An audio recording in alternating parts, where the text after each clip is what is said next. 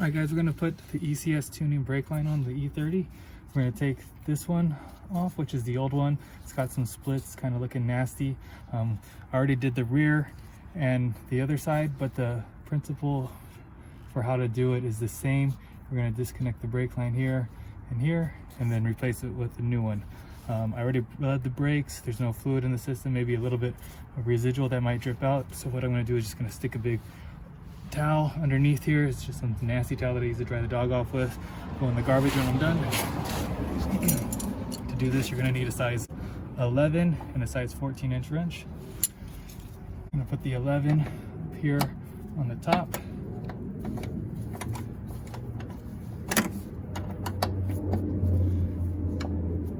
The 14 here on the bottom. And you're gonna turn the top one until it breaks loose. Just like that. And you can kind of use both sockets, wrenches at the same time to kind of ratchet it off. It does help it come off a little quicker. But once you get most of the tension off, you could kind of twist it with your hand and get it off a lot faster. I do recommend using gloves because the brake fluid is really corrosive and you don't want to get this on your body.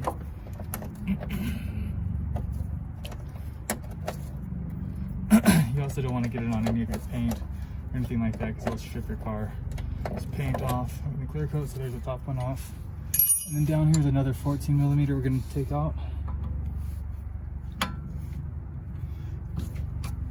Just a little bit of force, and you can just kind of remember how tight it is, so that way when you put the new one on, you could apply the appropriate force to it.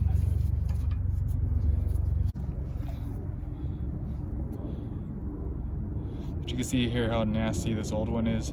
It's all corroded, it's split. And so what happens when you hit the brakes, the weakest area usually expands, so sometimes these could balloon up.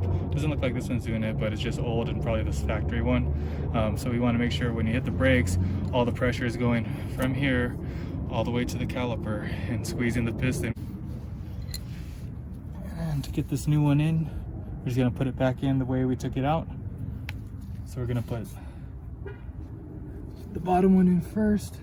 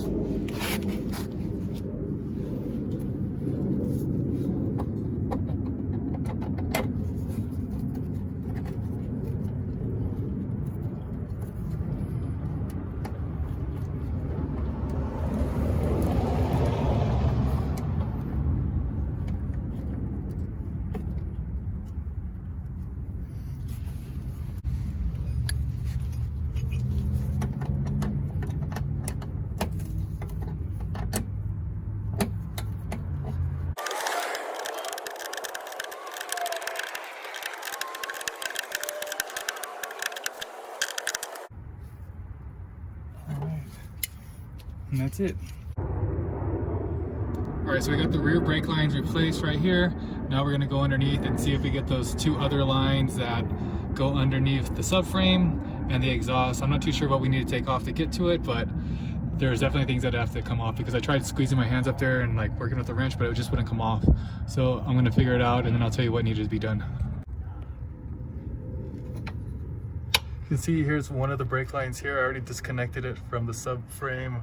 Comes right through here. That's the easy part. The hard part is there's one right over here and it goes directly underneath the subframe, which I don't know if you could see it from here, but it's right there.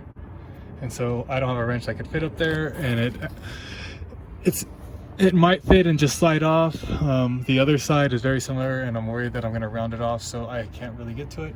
So I think I just need to lower the subframe a little bit, but I'm not sure how much, so we'll find out. Okay, the first thing I did was remove the two exhaust hangers from the muffler. There's another exhaust hanger from this pipe, and then now I think that gives me enough room to drop the subframe just enough to get to those two lines. So I'm going to do that now and then I'll follow up. So to start with the subframe, you're going to remove these two bolts There's two on the other, or actually they're hex heads. The actual size is going to be, according to the socket, it's an HW6. Fits right into here. And remove this one, and then on the other side remove the two, and then we'll remove the bottom stud.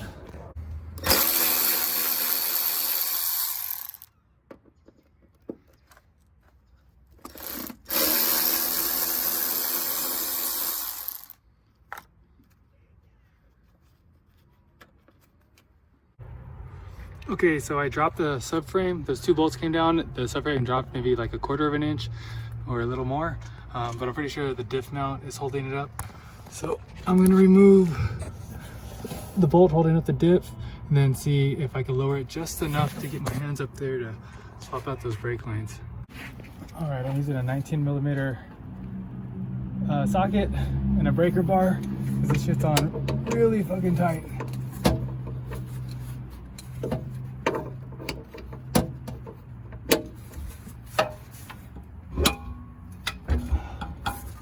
I think that's enough to switch to a ratchet.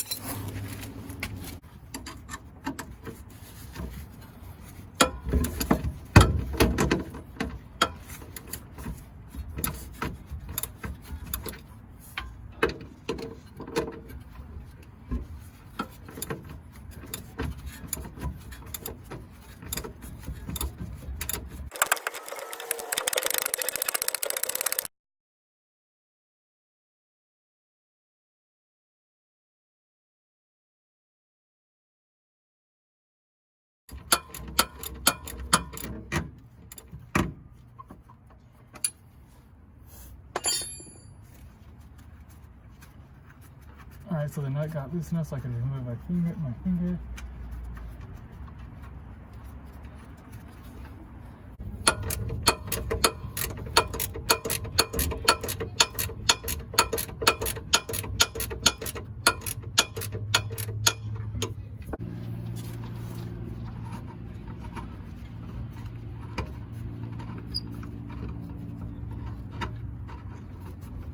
All right, yeah.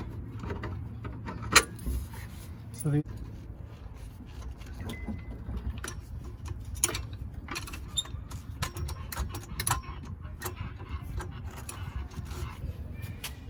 okay, you can see right there, there's enough room for me to get my hands to the brake lines on this side. This is the driver's side. I want to take a look at the passenger side now. It looks like I also have room over here, so I want to get at it.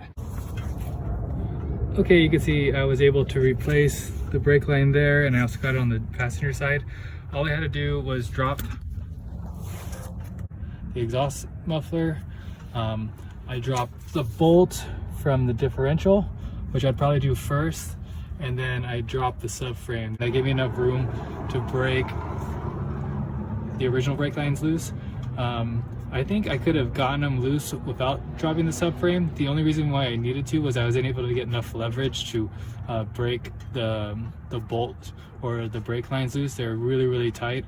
So I had to go and get like an extended 11-meter wrench because the one that I have is too short. So you can see them next to each other. I went to Harbor Freight and just got it, and it was just enough, like an extra inch, to give me enough strength to break it loose.